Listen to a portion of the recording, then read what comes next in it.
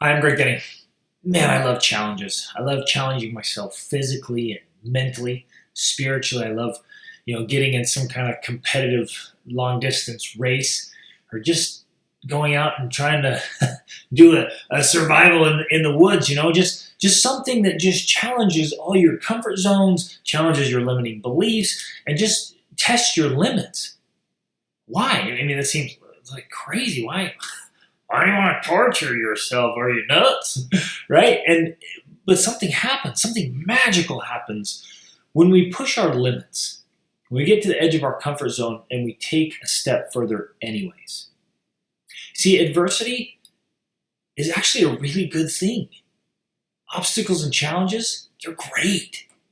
C.S. Lewis one time taught that adversity prepares ordinary people to live extraordinary lives. And I believe that's so true. But it doesn't necessarily make the person. I believe it reveals the person. When adversity comes up, how do you respond? What do you do? What do you do mentally, emotionally, physically? Do you say, okay, I got this, bring it on, we're going to conquer this? Or do you just crumble? Do you throw in the towel? Well, I tried, I failed, it didn't work, I'm done, I'm giving up. You tuck tail and run the other way.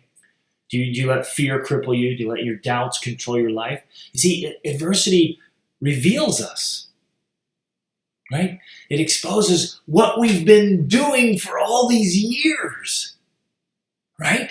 So when something happens, some disaster, some situation that demands the best of humanity, this is when you see people shine. And they stand up and they lead out and they do great things. And you see others fall apart. And so I want to challenge you to challenge yourself. I love giving challenges and I love taking challenges. I would never give you a challenge that I wouldn't accept myself. I want to challenge you to test your limits. When you're working out, go to failure, like do as many pushes as you can until you can't do any more, and then drop to your knees and do a few more. Run a little bit further, a little bit faster, a little bit higher. Read. Study things that are kind of just over your head that are hard for you. Don't gravitate to the easiest level. Water notoriously follows the path of least resistance. But we as human beings, we need to follow a path that has a little more resistance on it because it'll make us tough. Emotionally, you need to stress yourself a little bit and get the proper recovery so you can become emotionally stronger, so you can handle things. So when somebody says something mean to you or you are faced with disappointment or frustration or misaligned expectations, you don't just fall apart and blah, this big emotional mess. Right? Spiritually, are you grounded in your highest values and your connection to God? And so in every way in your life, I want you to challenge yourself.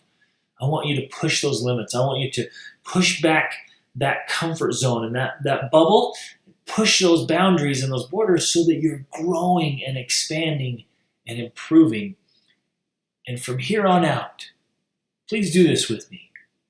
When you see an obstacle, when you see a challenge, when you experience adversity, see it as an opportunity to grow and improve. Don't let it come in and kind of canker your attitude and get jaded about life. Oh, life just stinks and then you die. Oh, life's just like this. It's always terrible. No. Outgrow those obstacles and reveal who you are. Now, how do you do that? By, like I said, those years of preparation. Make sure every day you're doing things that make you stronger and better. And you'll continue to grow and grow and grow. When that adversity pops up, I got this. Reach upward.